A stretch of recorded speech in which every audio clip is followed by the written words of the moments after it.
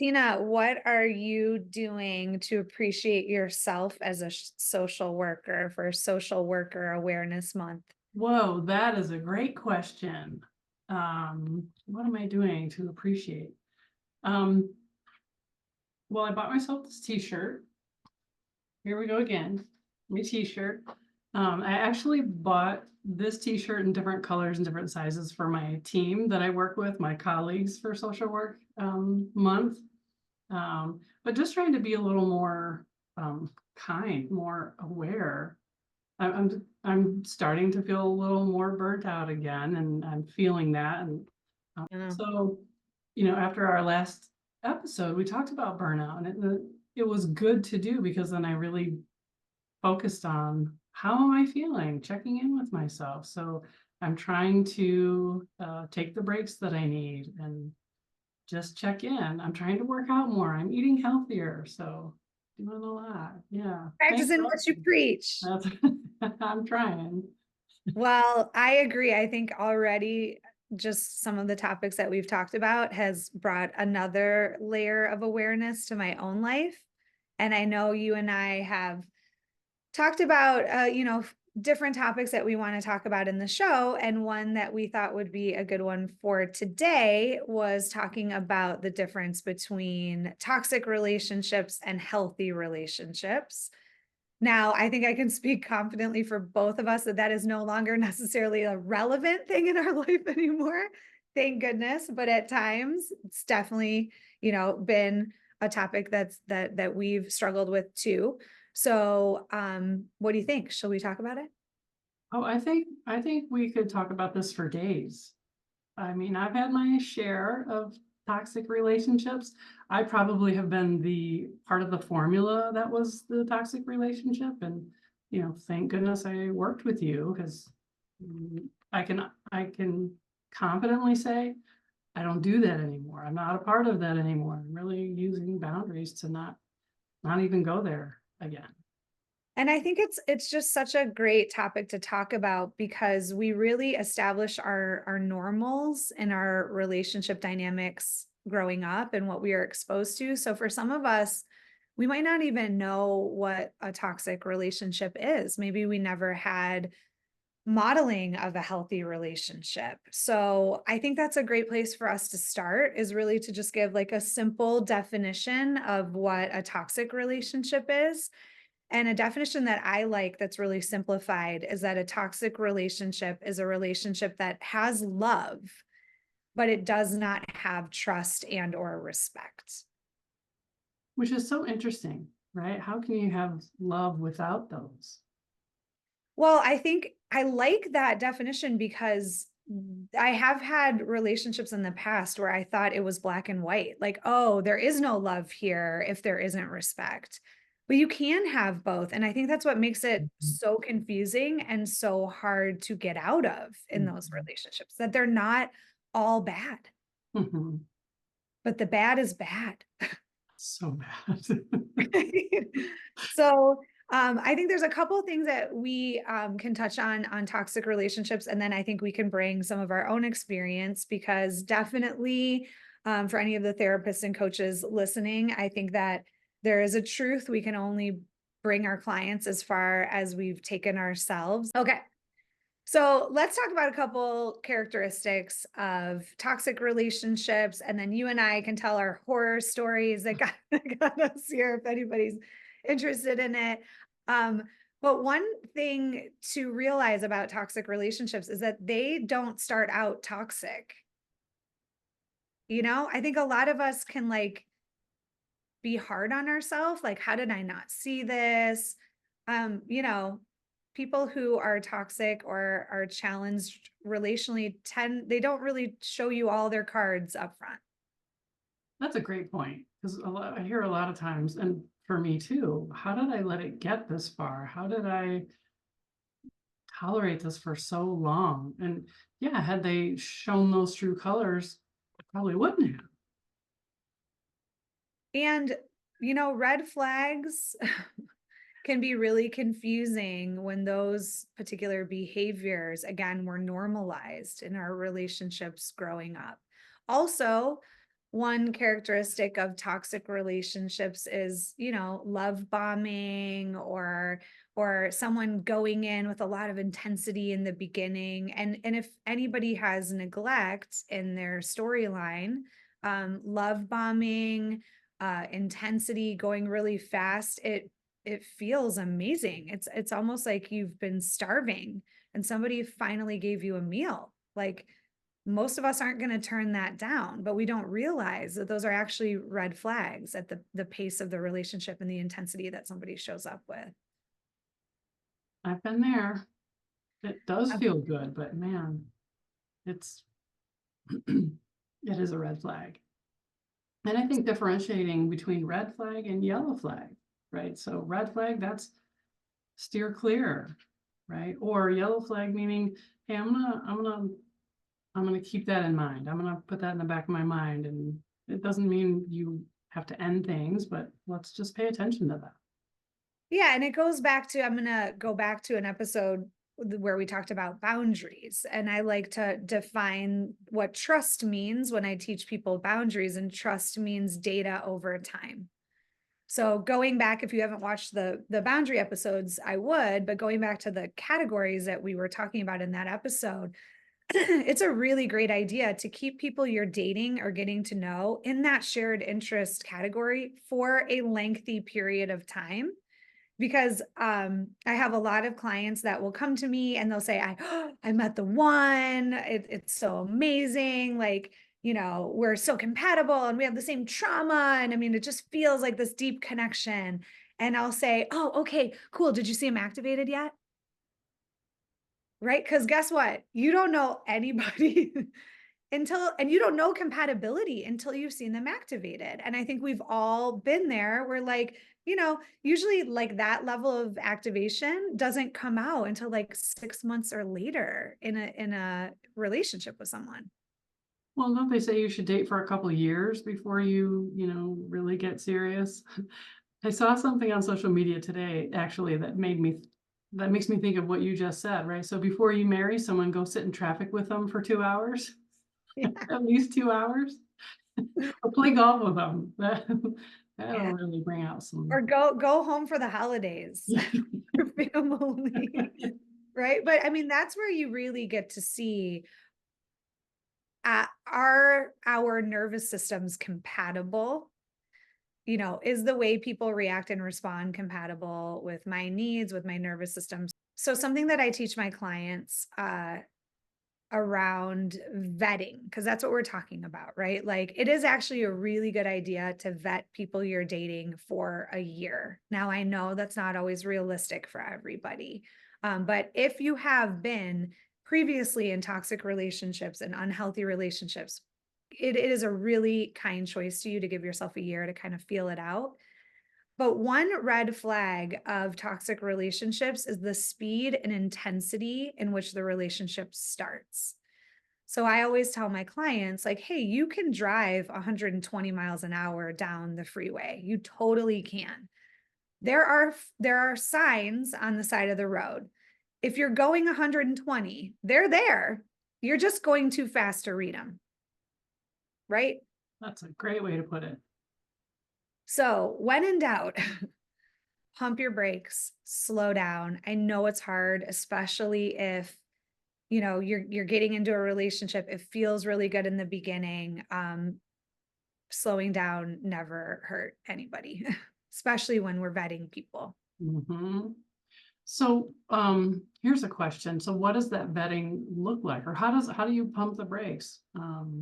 What's a healthy way to say that? What if your partner doesn't respond in the way that you want them to?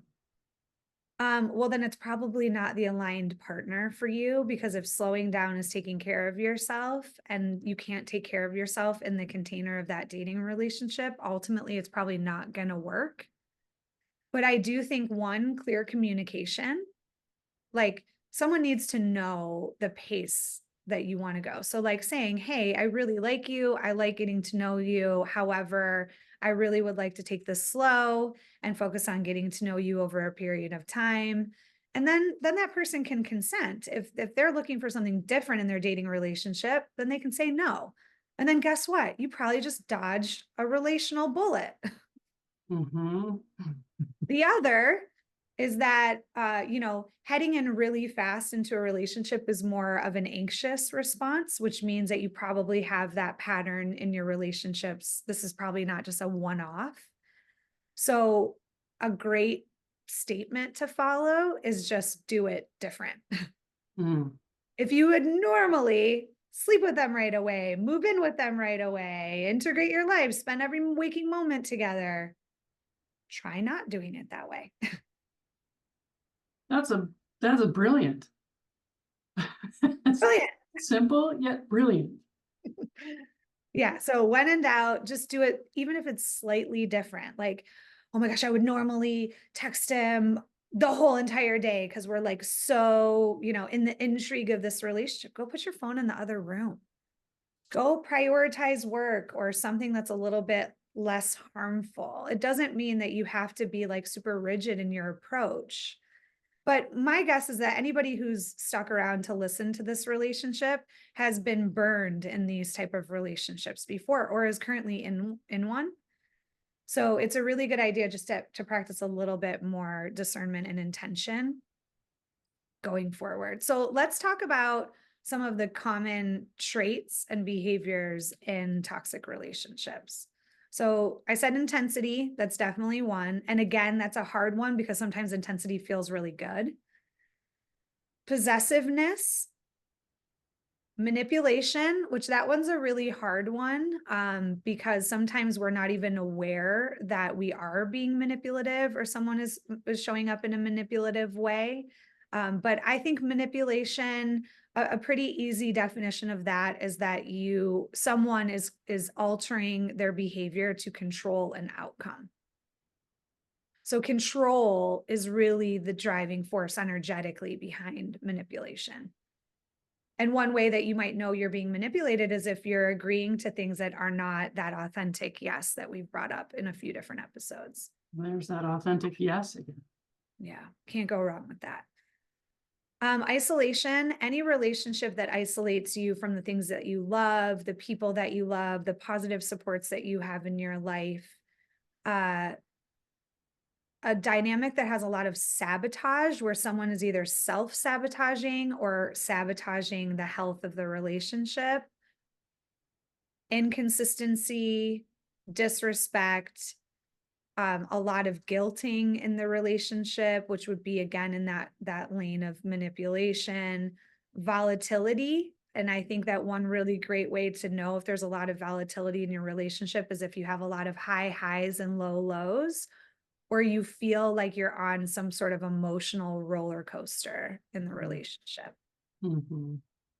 So is jealousy does that fall under the possessiveness? I think we could say it does, or that's a really great one to separately add in. Mm-hmm. Yeah. But I think again, that's all kind of in that family of control. Yeah. Lack of accountability within the relationship where somebody can't take personal accountability for their emotional reactions or their behavior is a big red flag of toxicity. And then betrayal. Would lying be considered betrayal, or does betrayal have to be cheating or something like that? I think betrayal, I don't have like a really great definition, but I think what it means to me is anytime someone's behavior, the way they show up, makes me question who I think I know them to be. Hmm. That feels like betrayal. Like, hold on, you've presented yourself this way, and now I just got hit by a 2x4 of truth that you haven't presented. So I think that cheating, lying, it's all dishonest, Mm-hmm. and that's not safe. Safety, that's the most important thing. We talked about that in the boundaries too, safety. And I don't think we realize whether it feels safe or not. We just tend to go with it. Speaking from my own experience, I just went with it. I didn't check in with, does this feel safe? I didn't check in with my intuition or red flags, yellow flags. Yeah. And again, that's where I think like if anybody has the opportunity to do some parts of self work, some family origin, some family of origin work, that's where we are desensitized to those red flags, because maybe that was going on in some version in our house and it was normalized. But I think it's really good here if we kind of bring in a boundary that anybody could apply to their relationships, which is, the boundary would be an internal boundary in which we state, I will prioritize my well-being over a connection. Hmm. So many of us, especially depending on your wounding, will prioritize the connection over our well-being. That's so interesting when you put it like that. Again, we don't think of it that way. No, and I think that's where we get stuck. Mhm. Because when you push it down, it builds, and it'll come out sideways at some point. So Tina, every time I talk about um the intensity of feelings that come up when we meet someone, like, I think we've been sold a bunch of BS that, like, when you meet the one, like, there's fireworks and, like, there's the pull towards this person. Now, that might be true for some people. Again, we are talking about, maybe having some past trauma in our life, or, like, again, we need to have a little bit more discernment. But there's a Buddhist saying that I always tell my clients, and I've used it in my own life. I butcher it every time, so sorry if it's if it's not verbatim. But it basically says, if you walk into a room and you see someone and you have a level 10 connection with them, run.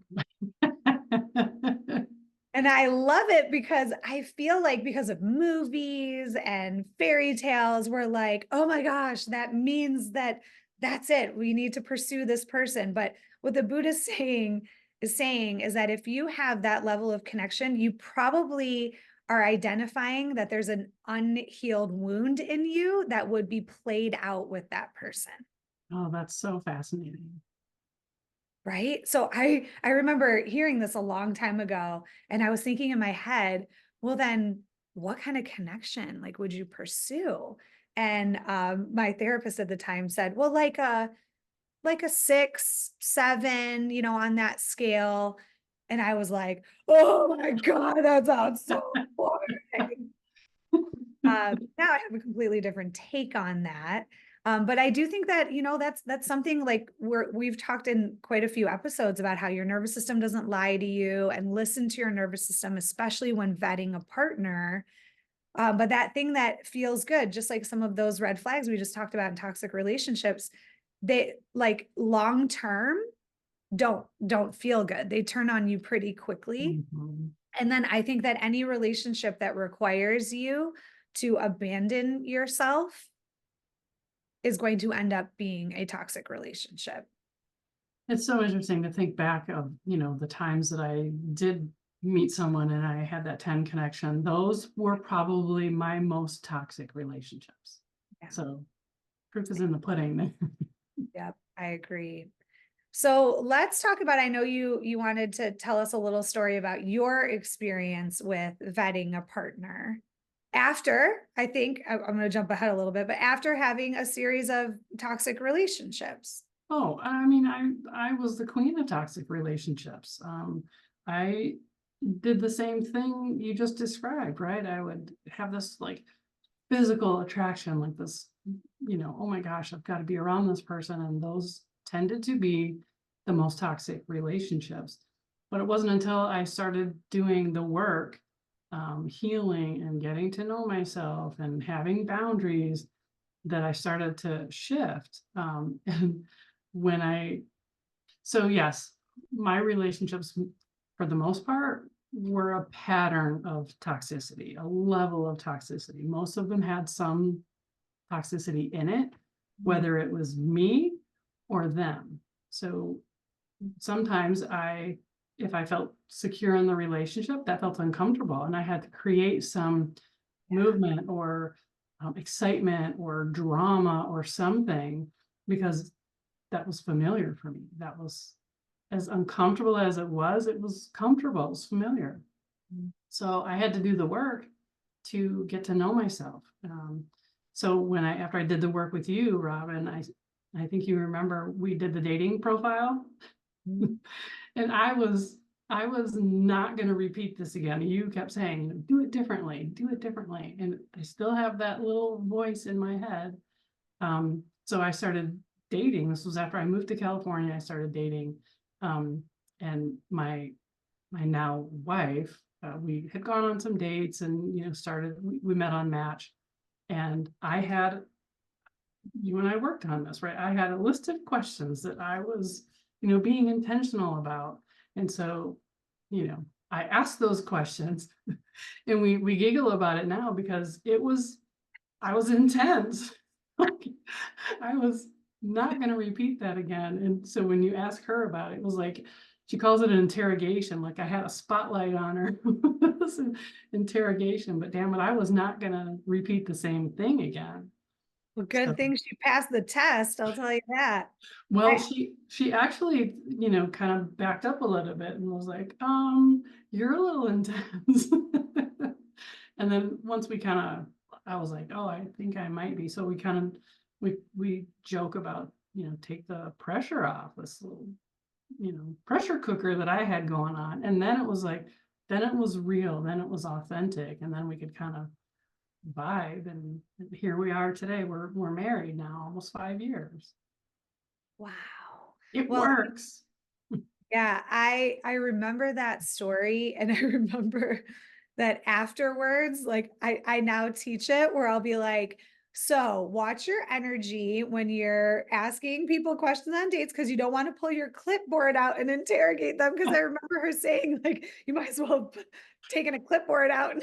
Like, so I have been, specific in that. But I love that you had a commitment to like that you were not going to pull in another partner where you were going to have, the same experience with.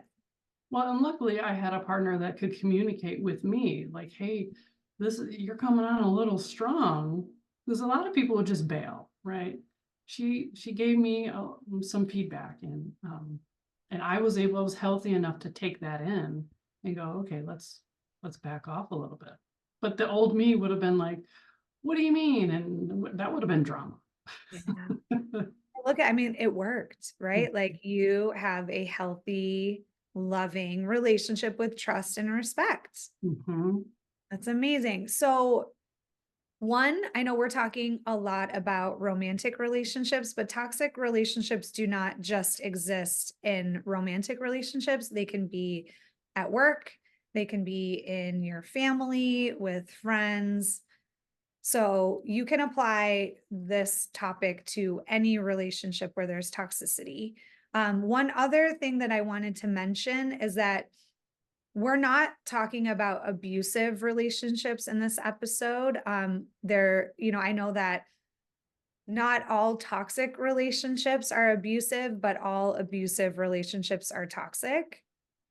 So, I never want to give advice and not make sure to specifically make clear that the advice we're giving does not apply to abusive relationships. It does not apply to narcissistic relationships. You are much better off to listen to a particular episode or podcast that is about narcissistic abuse and abusive relationships. You will see some things that might be true in your dynamic. However, when we're talking about communicating and vetting, I always let people know that if you are in a relationship that's abusive or there's a narcissist, it's not actually a place to get curious and talk about boundaries and try to strengthen your communication in the way you show up. I think it's an invitation to go.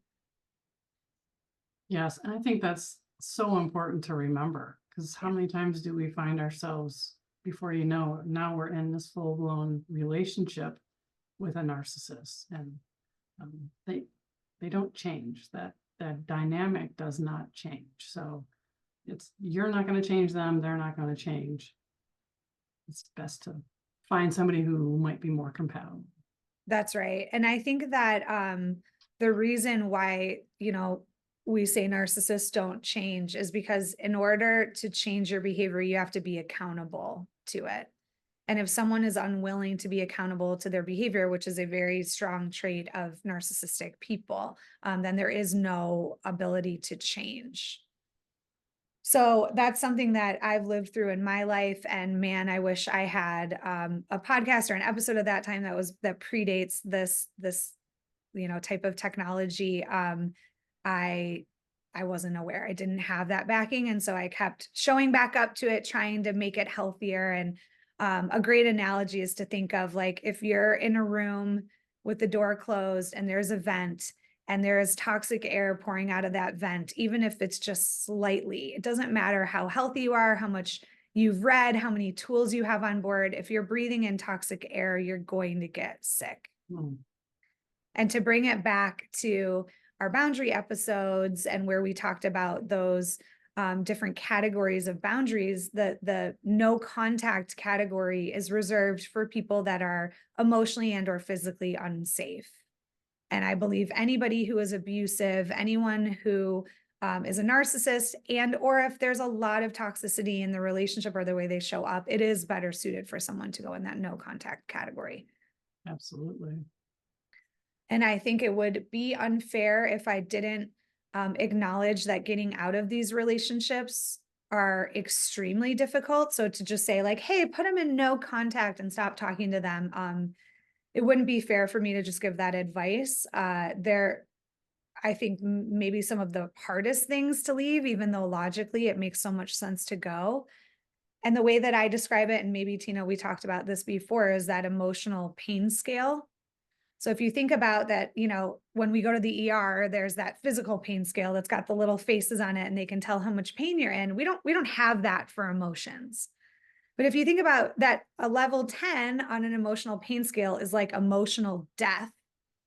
And 1 is everything's really great. If we grew up with dysfunction in our homes, we tend to default to about a 7 on a relational pain scale, where we have the tolerance for pain and relational discomfort, so that 7 actually feels familiar. And until we're conscious, we will pull in what's familiar, regardless of merit or how logical it is. So if we default at a 7, when we want to leave that relationship that's really familiar and bringing up familiar pain, we have to actually elect to feel worse. And Yeah, so who signs up for that? I was just going to Oh, say, yeah. nobody wants to go, you know what? I'll feel even worse than I feel in this moment. Most of us just try to get out of the pain. But when we get out of the pain without doing the work necessary, we'll always end up back at that 7, either in that same relationship dynamic, or we'll pull in a new partner and repeat that same cycle with them. So we do have to elect to feel worse. So we have to go up that pain scale a little bit. And what that means is we've got to look at what was keeping us in that dynamic to begin with. Are we afraid of being alone? Do we have a wound around rejection, abandonment, neglect? Is our attachment wounding and our childhood wounding coming up in this? And that's what's keeping us stuck. So there really is no way to heal that without going into it. That's why I think therapy and coaching is a great resource for anybody that's in that position of choosing, do I stay or do I go in a relationship? Mhm. But when I learned about that emotional pain scale, it took a lot of shame from some experiences that I had. And then also, there's been so many people that are like, oh gosh, they're in an abusive relationship. Why don't they leave? Or that relationship's so bad, why don't they leave? And what they don't realize that there's a lot of complexity to taking that step out. Thanks for saying that, because we do hear that all the time. We judge people, and can we not do that? We don't know what they're going through. We don't know, we haven't walked a day in their shoes. So they're on a journey. Everybody's on a journey. So let's skip the judgment. Hallelujah. That would be great. I just think that unless you've been in a toxic relationship, unless you've been in a narcissistic abuse relationship or an abusive relationship, you just don't understand it. But I love what you're saying. It's a great invitation. Like, you don't have to judge the things you don't understand. You can get curious or have boundaries around it. I mean, I definitely have been, in relationship with people who are in horribly toxic relationships and it ends up impacting me.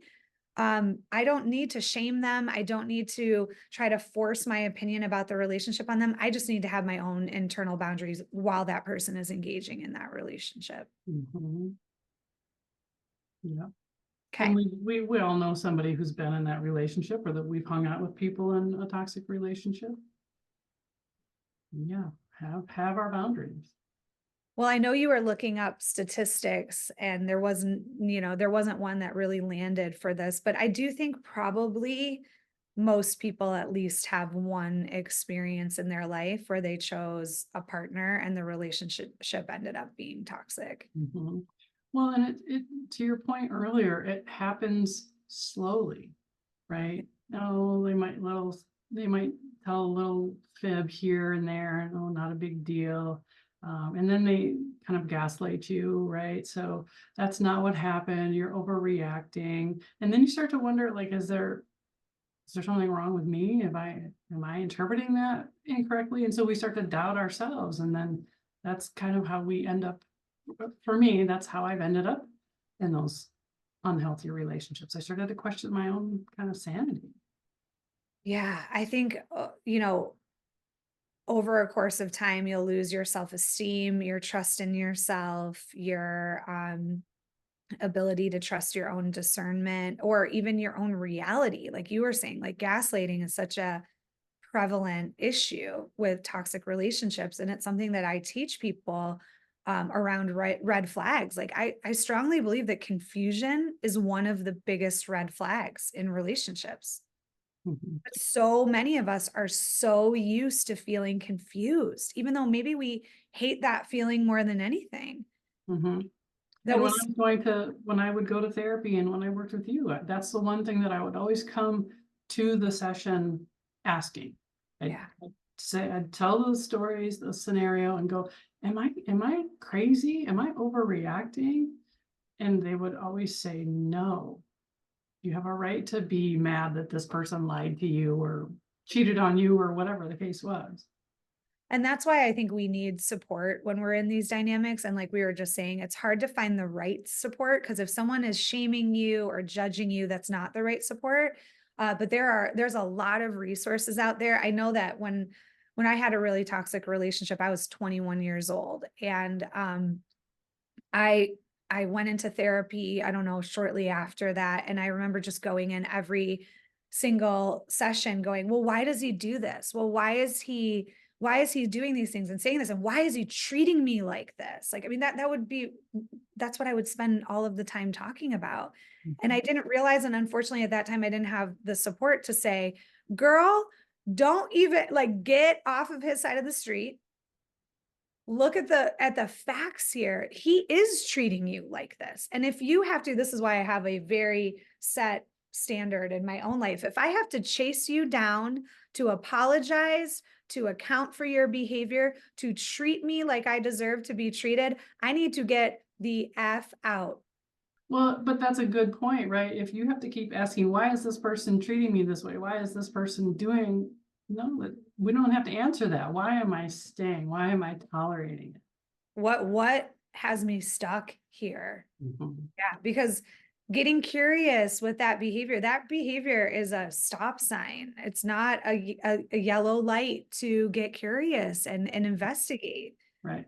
Um, so Tina, we have talked a lot about the toxic end of relationships, and I think it would be awesome for us to talk about healthy relationship dynamics. And I think now we can both speak from this side of the fence, which is, in some ways a miracle for both of us, and also hopefully an inspiration because I know a lot of my clients, and when I go on talks, they'll be like, "Wait a minute, you screwed up in your life. You did things that, you look like you have it so together." I'm like, "Oh, Lord in heaven. If you knew all of my stories, you probably wouldn't pay me for advice if it was only based on that." Which it's so interesting because that was one of the things that really helped me shift when I was working with you. It was you know, I respected the hell out of beep. I respected the hell out of you. And I was like, okay, she's like me. She's been there. She understands this. And you shared some stories, and it was like the what I needed to feel like I wasn't alone. Like Yeah. it wasn't just me. So I hope we stand as an inspiration that, like, even though we're speaking really well about these and really well informed, we definitely had times in our life where we were in these patterns and in these cycles, and we got ourselves out. So I know that if I can do it, anyone can do it. I'm sure you'd have the same statement. Well, and it's you know, it's work. It's practice. It's still practice. Like we still practice boundaries. We still have to check in. We still get triggered or activated, right? So it's not like we're so healed we're never going to be activated. It's like now we know how to manage our emotions. Now I know what the wound is from, or where this is coming from. So, but it's work, you know. Yeah, and all relationships are cycles. All relationships are cycles of harmony, disharmony, and repair. So if you have disharmony in your relationship, that's normal. In fact, when people tell me they never fight with their partner and they never have any arguments, I'm not trying to put anybody down because I'm not speaking for everyone, but I do think maybe then we could have two people that are avoiding conflict, because conflict, when we have healthy, safe containers to have it in, which would be a healthy relationship, means that we actually can come out of that conflict building more intimacy. Now, one thing that's missing from toxic relationships is that we mistaken intensity for intimacy. There might be love, but there's not a lot of intimacy meaning into me you see, or I allow you to witness me, not just the masked version of me or the version that I've curated for the world, like the vulnerable, I hate to say the word flawed, but human You know, aspects of us. And we're safe enough to do that. Okay. So the cycles are normal in any relationship. I believe what strongly determines the difference between a toxic relationship and a healthy relationship is the way you repair. And usually we have to learn that through therapy, through coaching, through reading books, because we're just not taught that. And if we didn't witness it growing up, which, most of us didn't, not to the degree that we know about it now, then we don't know how to repair in a healthy way where two people are healthy and can get their needs met.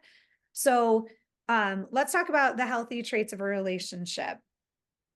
One, there's a comfortable pace. Not going 120. There's well, probably you're hitting the brakes here and there when needed. What were you going to say? well, I was going to make a reference to what you said earlier about going 120 down the road. The signs are there, but you're just not going to see them. That's right. So we want to go at a slow enough pace. And for those of us that run a little bit more anxious in our relationships, that does mean that you have to override the urge to constantly be in connection with this person. Well, and I'll share a quick story about that too. You know, when I started dating my now wife, you and I did a lot of work around um, my anxious attachment. So, it was a healthy pace, right? I was used to, constantly talking and, texting and calling, and that made me feel secure, but I really wasn't. So when my partner, when we were dating and I didn't hear from her, for half the day, I was anxious. Like, why isn't she calling me? Why isn't she texting me? And I had to do a lot of work around, there's nothing wrong with that. That's okay. You don't constantly need to be connecting with each other. And when the work day ended, I would always hear from my partner, and then I was like, oh, okay. But I had to do a lot of work around my own anxiety, like Yeah. just like you just said, I put my phone in the other room. Go do something. Make yourself busy. Self-talk, you did nothing wrong. There's no reason, because in my back of my mind, it was like, okay, she found somebody else, she's leaving, whatever. Yeah. But I didn't do anything wrong. Like, Or she's at work. or she's actually busy at her job. She's just working. But that's the hard part is we start storytelling, Yeah. because we have a wound around neglect and confusion that like, okay, now if there's distance, I have to figure out why there's distance. But I think when we had like, if you had data on her that she might have cheated on you before, or maybe she lied about her whereabouts, that's different. But you didn't have any evidence of that, right? So you had to pump your own brakes in the way that you showed up. Yeah. And that's not easy. That was not easy. You're exactly right about that. Yeah. It was But I think uncomfortable. But the payoff when we do it is a regulated nervous system. I mean, if someone's not watching this, I mean, I describe anxious energy like this, Mhm. and it's like, who wants to be in relationship when it's like this all the time? That's a it's a perfect example. Yeah. And we just want to get out of this. So like, oh, they text us and it goes away. But because it's outside of us, we're not empowered. So the next time we don't know exactly where they are or when they're going to respond, it's going to come back. Yeah. But I think like you were saying, you apply those tools of self-regulation, not the regulation through someone else. This can calm down. But I do believe, Tina, like we had done some work around where you became a safe container for those emotions for you to help yourself regulate. Yeah. When we're not a self container, we're just going to go outside of ourselves to get out of it. Mhm. Okay, so let's talk about some of the traits of a healthy relationship. We got the comfortable pace, like we talked about. There's trust. There's data over time that this person shows up, they're consistent, their words and actions align, you feel safe, they're honest. There is a level of independence and autonomy in the relationship. So when I'm teaching, healthy relationships or working with couples, I always tell them that there's a pretty equal balance in healthy relationships of healthy connection and healthy disconnection. Healthy disconnection looks like boundaries. It looks like having hobbies, your own life, your own interests. And that's a really important mix. If we slide into either one of those, then we tend to get into those more attachment type of dynamics where we're really codependent and enmeshed and we're together all the time and we're, focused on the connection, or we got to get space from the Mhm. relationship. Mhm. Yeah, I've actually worked with people who kind of developed these hobbies that their partners have, and before you know it, they have been doing these hobbies for 20 years that they don't really enjoy, but they did it because they wanted to, spend time with their partner, or they were, asked to do that. Not that it's, hobbies with your partner is not a bad thing, but we having our own hobbies is okay too. Absolutely. So, I know they say like when you get married or when you have a long-term commitment, you become one. I don't buy into that. I think you are still two separate people that are coming into one relationship container, and the relationship container is there to help you learn more about yourself because relationships, I think, are probably the best school in learning that we can possibly attend. And also, the container is there so that the both of you can be the most fully expressed versions of yourself. That's beautiful. So we've got independence and autonomy. Autonomy meaning that you can be an individual within a coupleship or in a dynamic. Respect, reciprocity meaning what you give, you get back.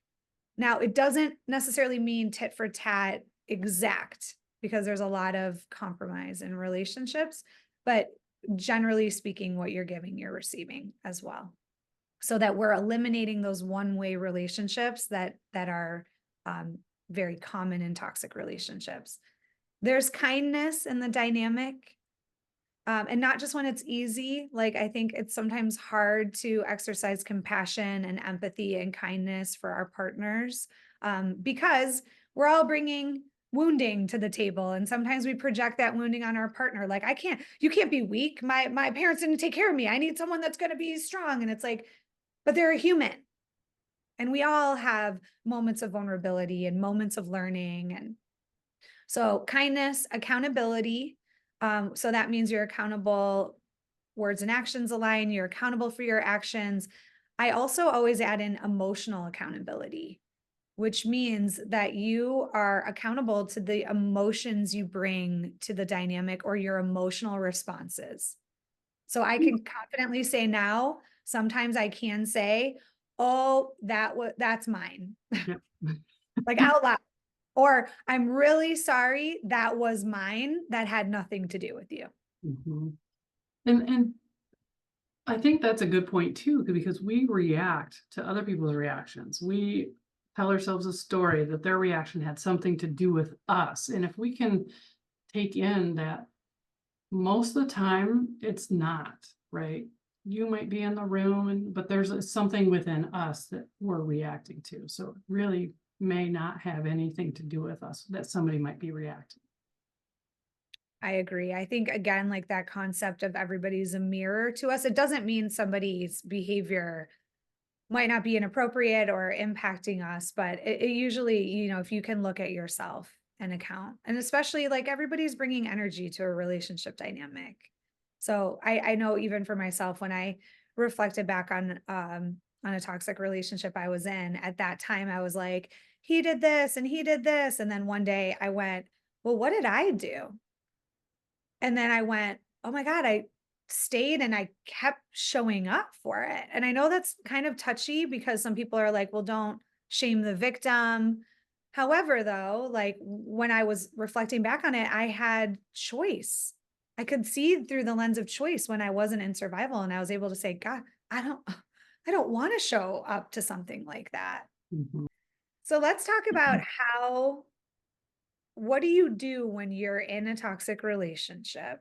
Maybe somebody's listening and they're like, okay, cool. Now I've identified, right? Because the first stage in behavioral change is awareness. So we've brought some awareness, but what do we do?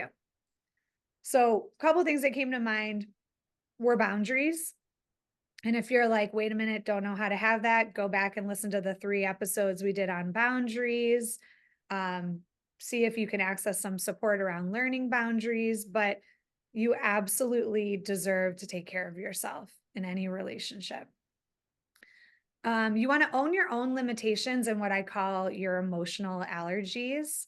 So when I talk about emotional allergies, which really means your limitations you can't bargain with. Like I always say, I'm sure there's people that have like peanut allergies out there that wish they didn't have them. But if somebody opens up a bag of peanuts around them, they're going to have a reaction, right? So when we understand what our emotional allergies are, like I had to come to terms with the fact that I'm allergic to emotional unavailability. I'm allergic to poor communication. I'm allergic to name calling and disrespect. Then I had to own that. I can no longer bargain with those things. So, working with somebody to understand what your limitations are, maybe what you've been through in your life, what those emotional allergies are, I think is a really helpful piece in getting out. I think a great boundary also is that if you need to convince someone to treat you better, then it is not the right relationship container for you. You told me a quote one time that I think um, would be appropriate here, if you don't mind sharing, about an Ooh. apology. Oh, yeah. Okay, so it is an apology without changed behavior is just manipulation. And I think that that's a really great one to write down if you are in a toxic situation and somebody is accounting by apologizing, but they're not changing their behavior. I think it's really hard sometimes to sniff out manipulative uh, behaviors. So keep that quote in mind. An apology without changed behavior is just manipulation.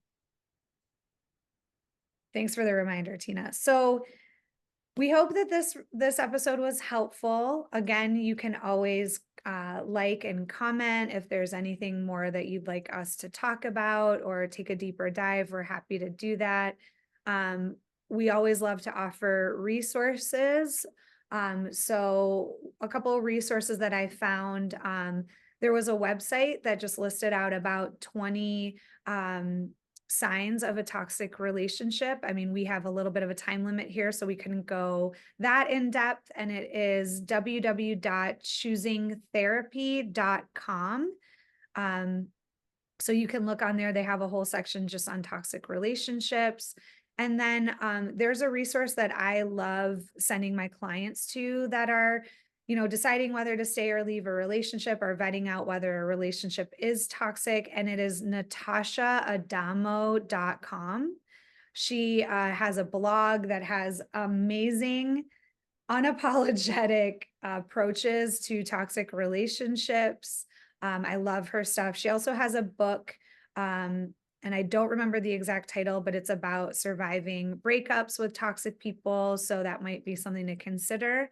And then if you are a therapist or a coach and you're interested in using some of the resources that Tina and I have talked about, you can go to www.mentalhealthcollab.com. I have a boundary exercise on the website that you can purchase to use with your clients. And then we are really, really busy building up a platform of lots of resources for therapists and coaches to go and use effective tools with their clients. So I think next time we're talking about your basic rights. We definitely don't want to leave anybody who's in a toxic relationship hanging with like, hey, get out of that and good luck with that. So in our next episode, we're going to go over what your basic rights are in any relationship. And we think that would be also a helpful tool. So peace out, y'all. Word.